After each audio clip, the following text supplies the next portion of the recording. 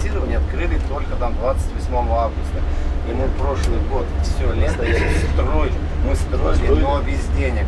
Сколько там нервов было, как только не договаривались, зачем других строить подфинансировать. Это был капец. Очень много сегодня краснокамцев приходит сюда просто подышать соснами, посмотреть на эту красоту, порадоваться. Вот видите, Здравствуйте. Здравствуйте.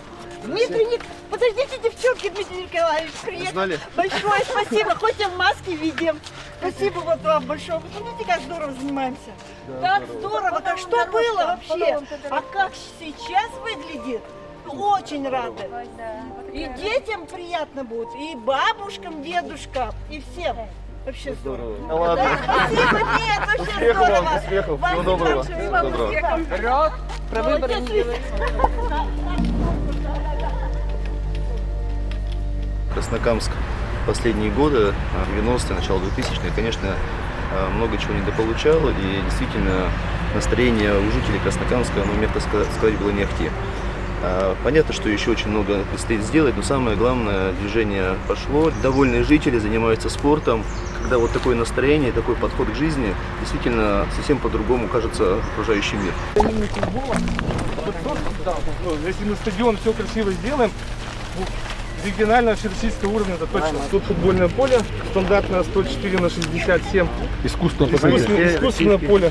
Вот здесь зал бокса, вот дом спорта, вот ледовый, вот здесь ФОК, пресс-центр, медкабинет, ну все полностью, чтобы уже можно было принимать соревнования любого уровня. Вот каток, вот, который вы показывали, да, вот он у нас, он реализован, можете съездить посмотреть, 120 миллионов рублей. 120 миллионов рублей. Эксплуатация 20 лет его, просто они готовы и здесь он сделать, но если вы им прогарантируете и докажете, что у вас будет необходимая загрузка, конечно. До свидания, всего доброго.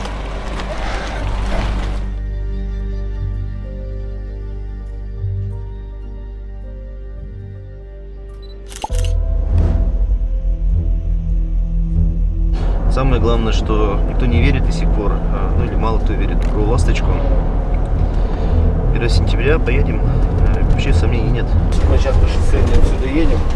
Вот такой заезд будет, как бы кольцо такое немножко мы покажем. Вот тут остановка, которую сейчас мы увидим. А это же как бы временная Времянка, конечно. Времянка. Да. А дальше потом что будем с этим делать?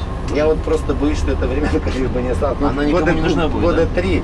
Да, конечно, вот так-то бы просто заездное кольцо бы вот сделать, вот это вот вообще бы не городить все, чтобы 4 автобуса А вставало. кто вас заставляет это делать? Минтранс? Ну, вроде как нужно разворотное кольцо. Их беспокоит, что мы средства вложим, да, лучше для них что-то другое сделать, а они потом не востребованные эти объекты будут. Вот лучше сделать нам транзит вот так вот 4 Вот сейчас автобуса давайте обсудим. остановили, я потому один и не берусь. Вот историю. Здесь место-то есть нормально? Не, я не про место, просто я спрашиваю у него, вот уйдет, да, про деньги.